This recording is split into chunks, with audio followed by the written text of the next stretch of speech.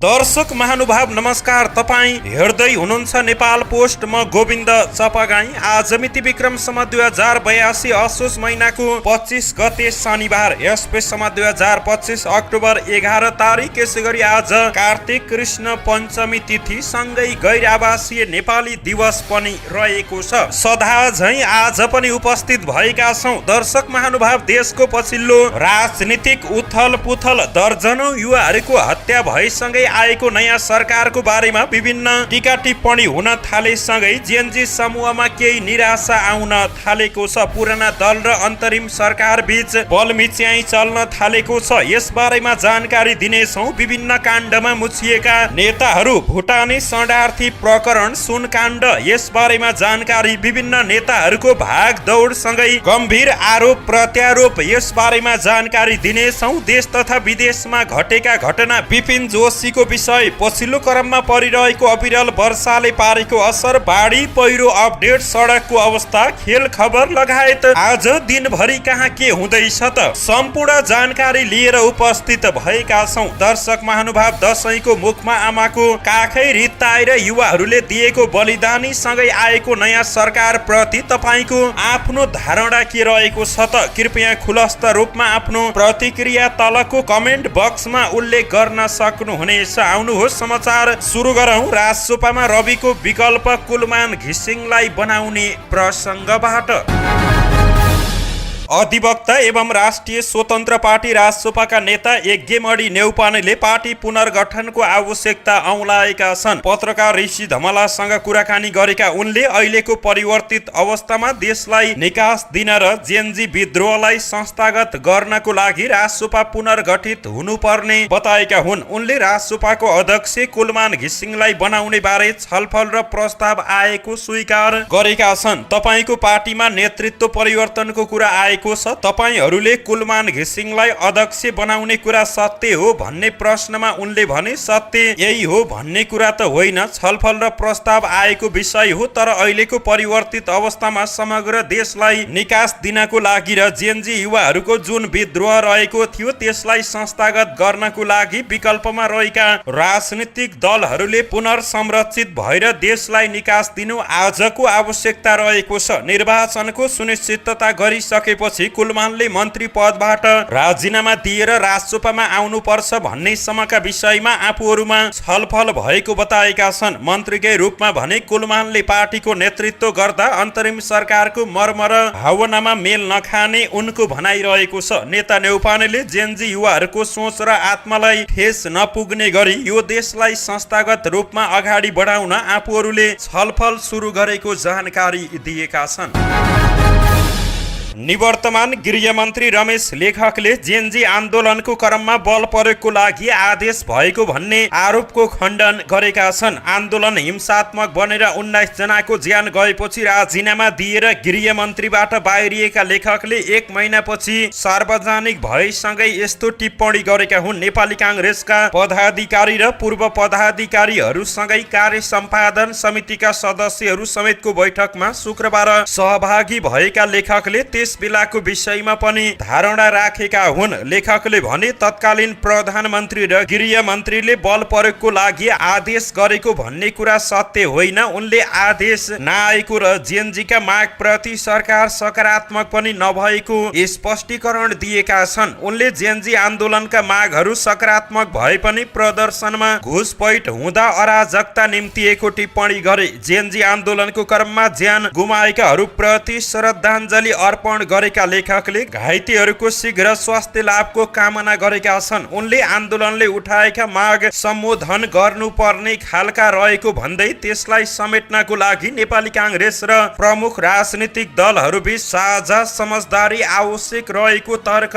गरेका छन्। पार्टीको केन्द्रीय कार्य सम्पादन समिति बैठकमा भाग लिन पुगेका उनले सञ्चार माध्यमसँग कुरा गर्दै उत्तेजना, आग्रह, पूर्वाग्रह र प्रतिशोध भन्दा माथि उठ्नु पर्नेमा गर्नेमा जोड दिएका छन्। जेनजी पुस्ताले जे माग उठाउनु भएको छ ती मागलाई बुझेर लोकतन्त्रको मूल्य मान्यता अनुसार अघि बढाउन जरुरी रहेको छ। अहिले उत्तेजित हुने आग्रह पूर्वाग्रह प्रतिशोध भन्दा माथि उठेर मुलुकमा विधिको शासन स्थापित गर्न सबै राजनीतिक दल जिम्मेवार हुनुपर्ने उनको भनाइरहेको छ। जेनजीले उनी र तत्कालीन नेतृत्वमा रहेका केपी शर्मा ओलीलाई पक्राउ गर्न माग गर्दै काठमाडौँ प्रहरी परिसरमा निवेदन दिएका थिए। प्रहरीले गौरी बहादुर कार्की नेतृत्वको जाँचबुझ आयोगमा पत्र पठाएको थियो, तर आयोगले सो निवेदन प्रहरीमै फिर्ता पठाएको छ। नेकपा माओवादी केन्द्रका अध्यक्ष पुष्पकमल दाहाल प्रचण्डले सुशीला कार्की तत्कालीन प्रधानमन्त्री केपी शर्मा ओलीकै सिफारिसमा देशको नेतृत्वमा पुगेको सनसनीपूर्ण खुलासा गरेका छन्। शुक्रबार सम्पादकहरूसँगको संवाद कार्यक्रम ललितपुरमा प्रचण्डले आफैले सिफारिस गरेर बनेको सरकारलाई ओलीले हाहाहुहुमा बनेको भन्न नमिल्ने तर्क गरेका छन्। सुशीला कार्की ओलीजीकै सिफारिसमा देशको नेतृत्वमा पुग्नु भएको हो, त्यसको साक्षी हामी पनि रहेका छौं। कम्तीमा उहाँ आफैले सिफारिस गरेर बनेको सरकारलाई हाहाहुहुमा बनेको भन्न मिल्दैन। अहिले सुशीला कार्कीलाई सहयोग गरेर जानु हामी सबैको हित हुनेछ। उनले तोकिएको समयमा निर्वाचनमा जानु नै दल तथा देश हितमा रहने बताए। तत्काल चुनावमा गएर संविधान संशोधन गर्नु उपयुक्त हुने बताएका प्रचण्डले अझै पनि अहंकार गरेर एक अर्कालाई दोषारोपण गर्ने हो भने देशको निम्ति दुर्भाग्यपूर्ण हुने बताएका छन्। शुक्रबार सम्पादकहरूसँगको कुराकानीमा उनले हिजका सबै सहयात्री र अहिलेका जेनजी समेत मिलेर राष्ट्रिय सहमतिको वातावरण बनाउनु पर्ने उनको भनाइरहेको छ। हिजको शान्ति सम्झौताका सहयात्रीहरू, संविधान सभाका सहयात्रीहरू, गणतन्त्रका सहयात्री सबै र अहिले जेनजी आन्दोलनमा सुशासन चाहियो, भ्रष्टाचार रोकिनु पर्यो भन्ने ती युवा पुस्तालाई समेत विश्वासमा लिएर एउटा राष्ट्रिय सहमतिबाट चुनावको वातावरण बनाऊ। प्रचण्डले भने राष्ट्रिय सहमतिबाट संविधान संशोधनको बाटोमा, राष्ट्रिय सहमतिबाट यो राष्ट्रको स्वाधीनता र स्वाभिमान रक्षा र सुदृढीकरणमा एक हुनुको विकल्प नभएको उनले स्पष्ट पारेका छन्। प्रचण्डले नेपाली सेनाले सिंहदरबार अदालत जोगाएकोमा पनि प्रश्न उठाएका छन्। प्रचण्डले भने हामीलाई बचायो कसले? आखिर सेनाले बचायो, तर हामीलाई बचाउने सेनाले सिंहदरबार अदालत किन बचाएन भन्ने लाग्छ। उनले 23 भदौको आन्दोलन आन्तरिक कारणले भए पनि भोलिपल्ट 24 भदौको आन्दोलनमा विदेशी शक्ति हावी भएको आरोप लगाएका छन्। प्रचण्डले भू राजनीतिक चलखेल तीव्र भएको बताए। प्रचण्डले अहिले चुनाव बारे सबै पक्षसँग संवादमा रहेको बताएका छन्। एमाले अध्यक्ष केपी ओलीले अहिलेको सरकारलाई मान्दिन भन्न नमिल्ने समेत प्रचण्डको तर्क रहेको छ।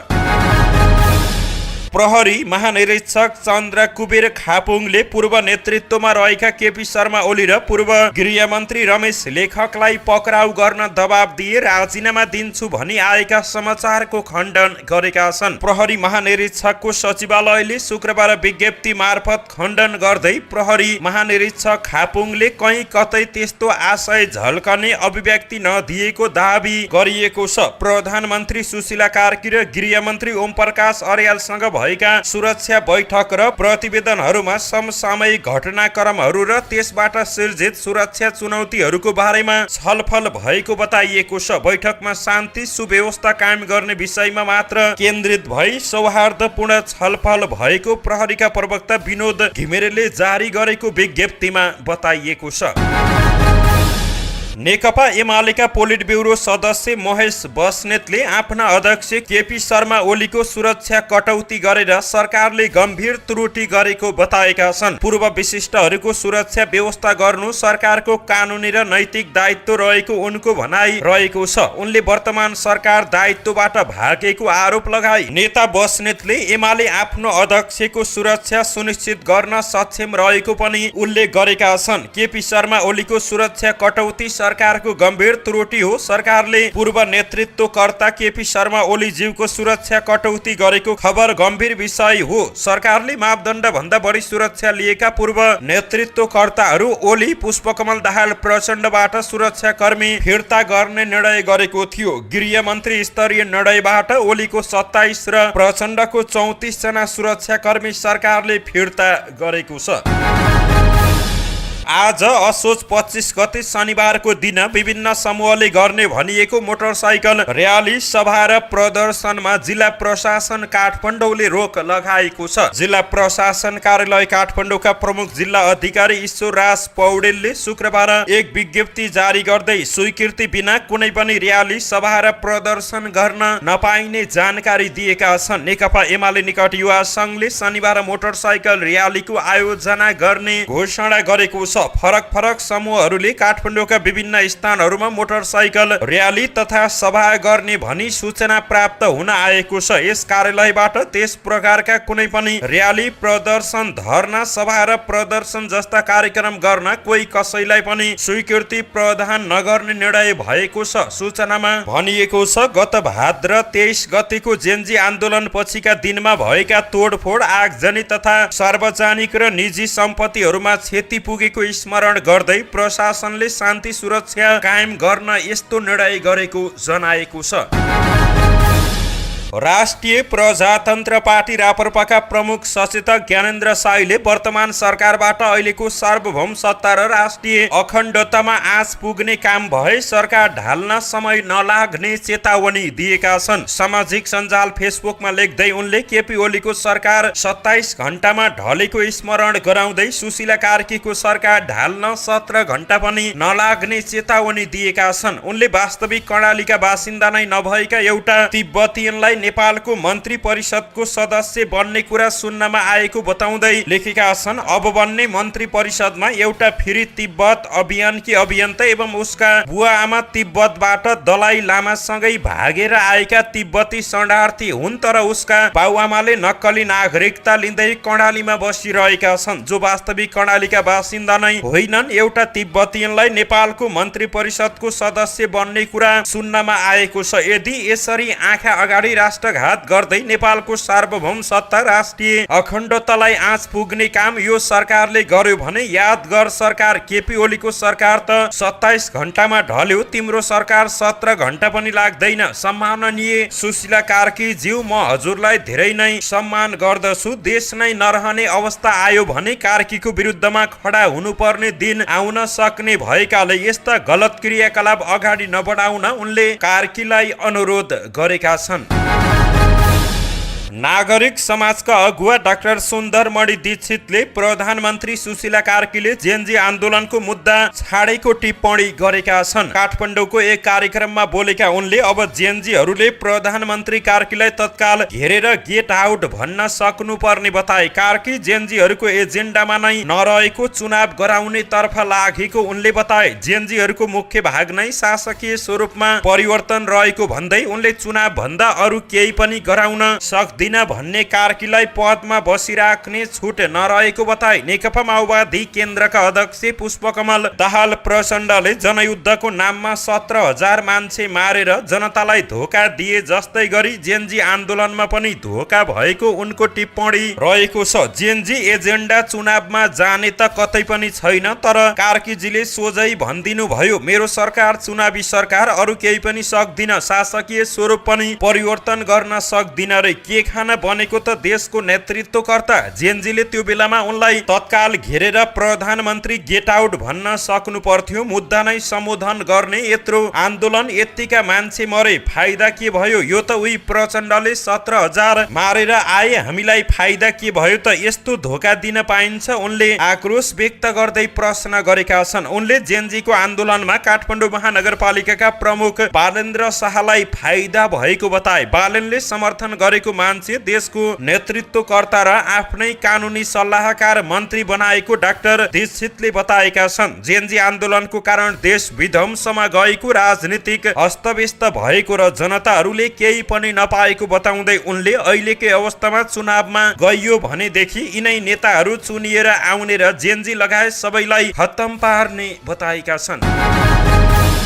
यसै गरी राजनीतिक विश्लेषक डाक्टर सुरेन्द्र केसीले वर्तमान सरकारले जेनजीको कुनै पनि माग पूरा गर्नै नसक्ने बताएका छन्। रिपोर्टर्स क्लब नेपालमा आयोजित साक्षात्कार कार्यक्रममा बोलेका उनले जेनजीहरूले आफ्नो माग आफै छोडेको बताए। जेनजीको सरकार बन्नुभन्दा पहिला टिओआर बन्नु पर्नेमा त्यसो नभएको बताएका छन्। जेनजीको कुरा त केही पनि पूरा हुन्छ भन्ने मलाई लाग्दैन अबको अवस्थामा, किनभने आफ्ना मागहरू छोडेको जेनजी आफैले हो। जेनजी सरकार बन्नुभन्दा पहिला यसको टिओआर बन्नु पर्थ्यो। साथै उनले अब निर्वाचन गराउनको लागि सुशीला कार्की नै अग्रसर भएर दलहरूसँग संवाद थाल्नु पर्ने बताए। अब 3वटा मन्त्रालयमा जेनजीहरूको तर्फबाट सहभागी गराएर मन्त्री बनाइदिनु पर्ने उनको माग रहेको छ।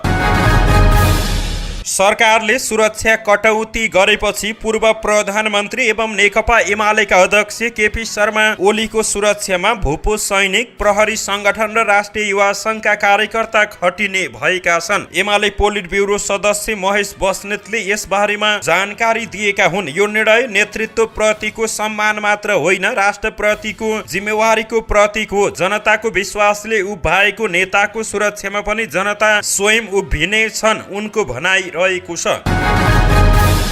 यसै गरी नेकपा माओवादी केन्द्रका संयोजक पुष्पकमल दाहाल प्रचण्डको सुरक्षामा तालिम प्राप्त पूर्व लडाकुहरू तैनात भएका छन्। माओवादी केन्द्रको युवा संगठन यङ कम्युनिस्ट लीग वाइसिएलका अध्यक्ष पुष्प ओलीका अनुसार प्रचण्डको पहिलो सुरक्षा घेरामा तालिम प्राप्त पूर्व लडाकुहरू खटाइएको छ। सुशीला कार्की नेतृत्वको सरकारले पूर्व नेतृत्वमा रहेकाहरू प्रचण्ड र नेकपा एमालेका अध्यक्ष समेत रहेका केपी ओलीको सुरक्षाको लागि मापदण्ड भन्दा बढी सुरक्षाकर्मी खटाइएको भन्दै फिर्ता बोलाइएको थियो। सुरक्षा चुनौती बढिरहेको बेला सरकारले सुरक्षाकर्मी घटाएपछि आफूहरूले सुरक्षा व्यवस्था मिलाएको वाइसिएलका अध्यक्ष ओलीले बताएका छन्। इन्टरनल घेरामा पूर्व लडाकुहरू तालिम प्राप्त फोर्सलाई राखेका छौँ। पहिलो घेरामा अध्यक्षसँगै बस्ने गरी कार्यक्रम स्थलको सुरक्षा, अरू बाहिरी सुरक्षा चाहिँ संगठनका विभिन्न अहोदा र जिम्मेवारीका साथीहरूले हेर्नुहुन्छ, उनले जानकारी दिएका छन्। नेपाली काङ्ग्रेसका नेता कृष्ण प्रसाद सिटौलाले सभापति शेरबहादुर देउवाको विकल्प खोज्नुपर्ने अवस्था नरहेको बताएका छन्। शीर्ष नेताहरूको दोस्रो दिनको बैठकमा बोल्ने क्रममा सिटौलाले अहिले सभापति देउवाको विकल्प खोज्नु बेठिक भएको बताएका हुन्। बैठकमा सहभागी एक नेताले सिटौला सभापति देउवालाई पदमुक्त गर्ने पक्षमा नदेखिएको बताएका हुन्। पार्टी पुनर्गठन गरी नयाँ नेतृत्व सहित चुनावमा जानुपर्ने विचार आइरहेको बेला सिटौलाले खुलेरै सभापति देउवाको पक्षमा धारणा राखेका छन्। देउवाको विकल्प खोज्ने नेताहरूलाई सिटौलाको प्रश्न रहेको छ। अस्तिसम्म शेरबहादुर देउवा ठिक, अहिले बेठिक कसरी हुन्छ, अहिले नै उहाँलाई छोड्नु पर्ने भन्ने किन? संसद पुनर्स्थापनाको पक्षमा देखिएका सिटौलाले बैठकमा त्यस विषयमा भन्ने अलि नरम बोली राखेका हुन्। बैठकमा पार्टी प्रवक्ता प्रकाश शरण महतले पनि सभापतिकै पक्षमा बोलेका हुन्। बिहिबारबाट सुरु भएको शीर्ष नेताको बैठक आज शनिबार पनि बस्ने भएको छ। बैठकमा सभापति देउवा भने अनुपस्थित रहेका छन्। बैठकको अध्यक्षता उपसभापति पूर्णबहादुर खड्काले गर्दै आएका छन्। 3 वर्ष अघि विद्युतीय चुरोड भेपमा लुकाएर सुन तस्करी गराएको प्रकरणमा अख्तियार दुरुपयोग अनुसन्धान आयोगले बयान लिने प्रक्रिया पूरा गरेको छ। चिनिया संगठित गिरोहसँग जोडिएको सुन तस्करी प्रकरणमा बिहिबार अख्तियारले पूर्व सभामुख कृष्ण बहादुर महरासँग बयान लिएसँगै अनुसन्धान अन्तिम चरणमा पुगेको छ। पूर्व सभामुख महराले आफूले दाबाजिन वानसँग पुरानो चिन्जानको आधारमा कर्मचारीलाई सामान कियो छुटाइदिन फोन गरेको बयानमा स्वीकार गरेको अख्तियारले बताएको छ। महराले आफ्नो बयानमा सामान छुटाउन फोन गरेको स्वीकार गरेका छन्, तर सो सामानमा सुन थियो भन्ने आफूलाई थाहा नभएको बताएका छन्। महरासँगको बयान सकिएसँगै अनुसन्धान प्रक्रिया पूरा भएको छ। अख्तियार स्रोतले अगाडि भन्यो, अब मुद्दा चलाउने प्रक्रियाको विषयमा प्रतिवेदन तयार बनाएर निर्णयमा पुग्छौं। अख्तियारले महरासँग यसअघि पनि बयानको लागि बोलाउने तयारी गरेको थियो। राजनीतिक प्रभावको कारण सुनलाई अख्तियारले बयानमा बोलाएको थिएन। उनी पटक पटक जोगिँदै आएका थिए। भेपमा लुकाएर 3 वर्ष अघि सुन तस्करी गराएको प्रकरणमा प्रहरीको केन्द्रीय अनुसन्धान ब्युरो सिआइबी र जिल्ला सरकारी वकिल कार्यालय काठमाडौँबाटै 2080 चैत 9 गते महरालाई हाजिरी जमानीमा छुटाइएको थियो। सिआइबीले महरालाई चैत 5 गते नियन्त्रणमा लिएर अनुसन्धान थालेको थियो। सुन लुकाएर ल्याइएको भेप छुटाउन पूर्व सभामुख कृष्ण बहादुर महरा र उनका छोरा राहुल महराले भन्सारका कर्मचारी सहितसँग 256 पटक फोन र मोबाइलमा कुराकानी गरेको विषय सार्वजनिक भएको थियो। सुन तस्करीका मुख्य अभियुक्त भनिएका चिनिया नागरिक वाङले महरासँग 11 पटक फोनमा कुराकानी गरेको विवरण सार्वजनिक भएको थियो। 2079 पुस 10 गते चिनिया नागरिक ली हानसोङले फ्लाइ दुबईको उडान नम्बर FZ 0587 बाट नेपाल आउँदा भेपबाट लुकाएर ल्याएको 730 थान पट्टामा 9 केजी सुन ल्याएका थिए। व्यापारिक प्रयोजनको लागि अवैध ढङ्गले ल्याएको भने भेप जफत गरियो। पछि विमानस्थलका सुरक्षा गार्ड निर्मल विकले भेप भित्र सुन रहेको थाहा पाएपछि सुन चोरीमा दिनेश बस्नेत, भन्सारका नायब सुब्बा रेवन्त खड्का लगायत जोडिएका थिए। दिनेशले नायब सुब्बा रेवन्तको सहयोगमा सुन रहेको भेप निकाली सक्कली भेप राख्न सफल भएका थिए। तत्काल खुल्न आए अनुसार सो समूहले भेपबाट करिब 9 किलो सुन निकाली प्रति तोला 80,000 रुपियाँमा सुन तस्करीमा संलग्न गिरोहलाई बिक्री गरेको थियो। भदौ 24 गतेको घटनालाई लिएर काठमाडौँका मेयर बालेन शाह, हामी नेपालका संस्थापक सुदन गुरुङ, कन्टेन्ट क्रिएटर, कलाकार तथा युट्युबर सहित विरुद्ध प्रहरीमा किटानी जाहेरी परेको छ। राज्य विरुद्धको कसुर, आतंकवाद विरुद्धको कसुर, सार्वजनिक शान्ति विरुद्धको कसुर, हात हतियार खरखजना सम्बन्धी कसुर, विस्फोटक पदार्थ सम्बन्धी कसुर, राष्ट्रिय तथा सार्वजनिक सम्पदा विरुद्धको कसुर लगायत आरोपित गर्दै अनुप उप्रेती र राजन चेम्जोङले जिल्ला प्रहरी परिसर काठमाडौँमा जाहेरी दिएका हुन्। हालैको जेनजी आन्दोलनको क्रममा सामाजिक सञ्जालको दुरुपयोग गरी हिंसा भड्काएको र सार्वजनिक सम्पत्तिमा क्षति पुर्याएको जाहेरीमा उल्लेख रहेको छ। उनीहरूले कलाकारहरू सञ्जोग कोइराला, निश्चल बस्नेत, राजसुपा नेत्री ज्वाला सङ्ग्रौला, तनुजा पाण्डी, पत्रकार राजीव खत्री, युट्युबर भाग्य नेउपाने, प्रदीप ग्यावाली, कलाकार हिमेश पन्त, भोजराज थापा, जेनजीका अगुवा मिराज ढुङ्गाना, पुरुषोत्तम यादव, रक्षा बम, प्रवेश दाहाल, योग्यता भण्डारी, जेम्स कार्की, दीपक जङ अधिकारी, ओजस पी थापा, पूर्व सांसद सुमना श्रेष्ठ, केपी खनाल, रिमा विश्वकर्मा, टिकटकर मनोज केसी, युजन राज भण्डारी, रामकुमार खड्का लगायत माथि कारबाहीको माग गर्दै किटानी जाहेरी दिएका हुन्। जाहेरीवालाले प्रमाणको रूपमा आरोपितहरूले विभिन्न स्थानमा जलाउन, तोडफोड गर्न लगाएको भन्दै विभिन्न सञ्चार माध्यमबाट सङ्कलित फोटो तथा भिडियोका प्रमाणहरू समेत प्रहरीमा पेश गरेका छन्।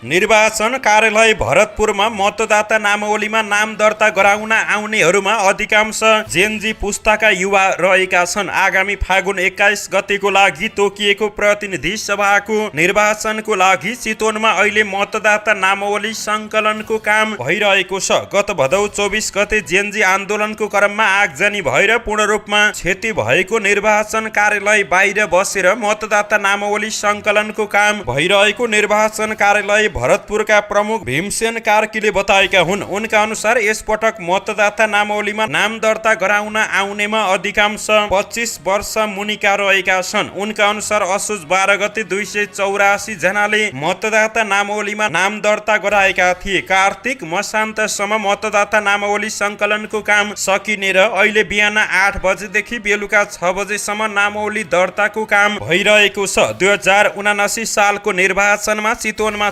4,21,392 मतदाता रहेका थिए। 2082 फागुन 21 गते हुने निर्वाचनमा चितवनको मतदाता 4,50,000 सम्म पुग्ने अनुमान गरिएको छ। 16 वर्ष उमेर पुरा भई नेपाली नागरिकता प्रमाण पत्र प्राप्त गरेका नेपाली नागरिकले मतदाता नामावलीमा नाम दर्ता गर्न पाउनेछन्, तर 18 वर्ष उमेर पुरा भएपछि मात्र मतदानको अधिकार प्राप्त गर्ने भएका छन्।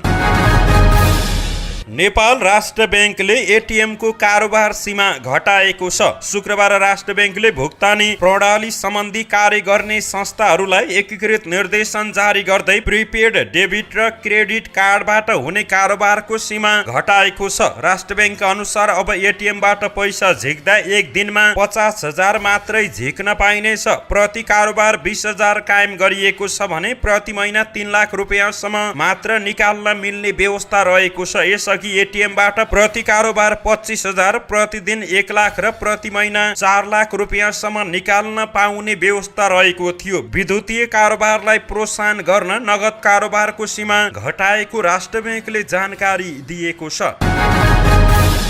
जेएनजी प्रदर्शनपछि नक्खु कारागारबाट भागेका कैदीले ठमेलमा एकजनाको हत्या गरेको खुलेको छ। असोज 13 गते मकवानपुर घर भई बालाजु मनमैजु बस्दै आएका 25 वर्षीय सुरज तामाङमाथि ठमेलमा खुकुरी प्रहार भएको थियो। ठमेल बुधबारको गल्ली स्थित ह्याप्पी होटेल अगाडि सुरजमाथि खुकुरी प्रहार भएको प्रहरी वृत्त 16 खुट्टीले जनाएको छ। खुकुरी प्रहारबाट घाइते सुरजलाई प्रहरीले उद्धार गरेर उपचारको लागि वीर अस्पताल पुर्याए पनि उनको राति नै मृत्यु भएको थियो। प्रहरी अनुसन्धानले सुरजको हत्यामा आकाश मगरको संलग्नता खुलाएको छ। प्रहरीका अनुसार मगर जेएनजीले भदौ 24 गते गरेको प्रदर्शनपछि नक्खु कारागारबाट भागेर आएको खुलेको छ। उनी लुटपाट तथा डकैती मुद्दामा जेल पुगेका थिए। उनी काठमाडौँबाट भागेर भारत पुगेको प्रहरीको आशंका रहेको छ। भदौ 24 मा कारागारहरूमा समेत आगजनी हुँदा देशभरका विभिन्न कारागारबाट कैदीहरू भागेका थिए। कारागार विभागका अनुसार देशभरका विभिन्न कारागारबाट करिब 9,000 कैदी बाहिर निस्किएका थिए। नक्खु कारागारबाट त्यही दिन निस्केका काभ्रे पनौती नगरपालिका 12 का सन्त बहादुर तामाङले असोज 5 गते 30 वर्षीय श्रीमती मनिषा तामाङको हत्या गरेका थिए। कारागारबाट भागेको 1 हप्तामै सन्त बहादुरले श्रीमतीको हत्या गरेर खाल्टोमा पुरेका थिए। श्रीमतीको शव बेपत्ता पार्ने उद्देश्यले गाडेर उनी कारागारमा नै फर्किएका थिए। प्रहरीको अनुसन्धानले हत्यामा उनको संलग्नता देखाएपछि कारागारबाट अनुसन्धानको लागि उनलाई काभ्रे लगिएको थियो। प्रहरीले पछिल्लो समय जेएनजी प्रदर्शनपछि कारागारबाट बाहिर निस्केका कैदीहरूको कारण सुरक्षा चुनौती बढेको जनाएको छ। प्रदर्शनको क्रममा प्रदर्शनकारीले प्रहरीका कार्यालय जलाउँदा हतियार समेत लुटिएका छन्। प्रहरीको आन्तरिक छानबिनको क्रममा करिब 12,000 साना ठुला हतियार लुटेको खुलेको थियो। हुम्लाको चङ्खेलीमा जीप दुर्घटनामा परि गम्भीर घाइते भएका मध्ये 5 जनालाई नेपाली सेनाको हेलिकप्टर मार्फत सुर्खेत लगिएको छ। कर्णाली प्रदेशको राजधानी सुर्खेतबाट गएको सेनाको हेलिकप्टरले पहिलो लटमा 5 जना घाइतेको उद्धार गरी सुर्खेत पुर्याएको छ। घाइते भएका सिमकोट गाउँपालिका 8 का 36 वर्षीय महेन्द्र रोकाया, उनका छोरा 4 वर्षीय जागृति रोकाया, चङ्खेली गाउँपालिका 4 की 26 वर्षीय पार्वती सिरा, 29 वर्षीय कैलाश सिरा र 19 वर्षीय बाबु लामाको उद्धार गरिएको छ। शुक्रबार दुर्घटनामा परि 3 जनाको मृत्यु भएको छ। बोलेरो जीप दुर्घटना हुँदा मृत्यु हुनेमा चङ्खेली गाउँपालिका 6 का मनवीर बुढा, उनका छोरा र सिमकोट गाउँपालिका 8 की बसन्ती बुढाको मृत्यु भएको हो। हुम्लाको चङ्खेली गाउँपालिका 4 बेसी खोला स्थित भित्री सडक खण्डमा शुक्रबार कर्णाली प्रदेश 0200011091 नम्बरको डबल क्याब जीप दुर्घटनामा परेको हो। उक्त दुर्घटनामा 3 जनाको मृत्यु भएको खबर प्राप्त भएको छ। शुक्रबार मेलछामबाट पिपलाङ तर्फ जाँदै गरेको जीप अनियन्त्रित भएपछि सडकबाट 300 मिटर तल खस्दा 12 जना घाइते भएका थिए। त्यहाँ रहेको प्रहरी चौकीका प्रहरी र सर्वसाधारण घटनास्थलमा पुगेर घाइतेको उद्धार गरेका हुन्। युद्ध विराम सहमति भएसँगै प्यालेस्टाइनी समूह हमासले मुक्त गराउने 20 जना युद्धबन्दीको नामावली इजरायललाई बुझाएको छ। बिहीबार अमेरिकाले प्रस्ताव गरेको गाजा युद्ध विराम सम्झौताको पहिलो चरणमा दुवै पक्षले हस्ताक्षर गरेपछि हमासले जीवित बन्दीहरूको सूची बुझाएको छ। 20 जीवित बन्धकहरूलाई एकै समूहमा रिहा गरिनेछ। हमास लडाकुले मुक्त गराउने 20 जना जीवित बन्दीको सूचीमा नेपालका विपिन जोशीको भने नाम रहेको छैन। इजरायलको सहरबाट हमासको कब्जामा परेका विपिनको अवस्था कस्तो छ अहिलेसम्म प्रष्ट भन्न सकिने अवस्था रहेको छैन। सीएनएनले सार्वजनिक गरेको सूचीमा जोशी सहित 2 जनाको अवस्था अज्ञात रहेको जनाएको छ। अध्ययनको सिलसिलामा इजरायल पुगेका कञ्चनपुरका विपिन जोशी गत अक्टोबर 7 मा हमासले गरेको आक्रमणको क्रममा बन्धक बनेका थिए। सो आक्रमणको क्रममा 10 जना नेपाली विद्यार्थीहरू अकालमै मारिएका थिए। हमासका लडाकुहरूले विपिनलाई आफूसँगै लिएर गएका थिए। सन् 2023 नोभेम्बर 17 मा विपिन गाँजा क्षेत्रको अल शिफा अस्पतालमा देखिएका थिए, तर त्यसपछि उनको अवस्था अज्ञात रहेको छ। टेलिग्राममा जारी एक विज्ञप्तिमा हमासले युद्धविराम सम्झौतामा सहमति भएको मापदण्ड अनुरूप कैदी आदान प्रदान मार्फत प्यालेस्टाइनीहरूलाई रिहा गरिने बताएको छ। विज्ञप्तिमा इजरायली जेलमा रहेका प्यालेस्टाइनी कैदीहरू हमासको शीर्ष प्राथमिकताहरूमध्ये एक भएको र अन्तिम प्यालेस्टाइनी कैदी रिहा नभएसम्म प्रयासहरू जारी रहने उल्लेख रहेको छ। संघीय राजधानी काठमाडौँलाई बागमती मधेस र कोशी प्रदेशका जिल्लाहरूलाई जोड्ने बीपी राजमार्ग शुक्रबारबाट सञ्चालनमा आएको छ। असोज 17, 18 र 19 गतेको लगातार वर्षाको कारण पहाडी पहिरोबाट राजमार्गको काभ्रे र सिन्धुलीको विभिन्न 13 ठाउँमा क्षति पुगेको करिब 4 किलोमिटर सडकलाई अस्थायी रूपमा मर्मत गरी एकतर्फी रूपमा सञ्चालन गरिएको छ। सडक दुईतर्फी रूपमा भने आइतबारबाट सञ्चालनमा आउने काठमाडौँका प्रमुख शुभराज नेउपानेले बताएका छन्। अवरुद्ध भएको सडक खुलाउन रोशी खोलामा डाइभर्सन निर्माण, बगरलाई मिलाउने र खाल्डा पुरिएको छ। क्षति पुगेको सडक सोमबारबाट मर्मत सुरु गरिएको थियो। बाढी पहिरोले काभ्रेको चौकी डाँडामा सडकलाई सबैभन्दा बढी क्षति पुर्याएको थियो। काभ्रेको कटुन्जे 400 बेसी, चिउरीबाँस, मंगलटार, बोक्सी कुना, कालढुङ्गा, पिप्ले, माथिल्लो पिप्ले, तल्लो पिप्ले, मान्ती, माथिल्लो र तल्लोमा सडकमा क्षति पुगेको छ। यसैगरी सिन्धुलीको बालुवा, आँपघारी र नेपाल थोक झोलुङ्गे पुलमा सडकमा क्षति पुगेको थियो। ऊर्जा, जलस्रोत तथा सिंचाई, भौतिक पूर्वाधार तथा यातायात र शहरी विकास मन्त्री कुलमान घिसिङले बिहिबार बिहान चौकी डाँडा क्षेत्रको अनुगमन गरी सडक मर्मतको जानकारी लिएका थिए। उनले उपकरण तथा जनशक्ति थप गर्न र बत्तीको व्यवस्था गरी राति पनि काम गर्न निर्देशन दिएका थिए। धन्यवाद। यस्तै ताजा समाचारको लागि नेपाल पोस्ट हेर्दै गर्नुहोला।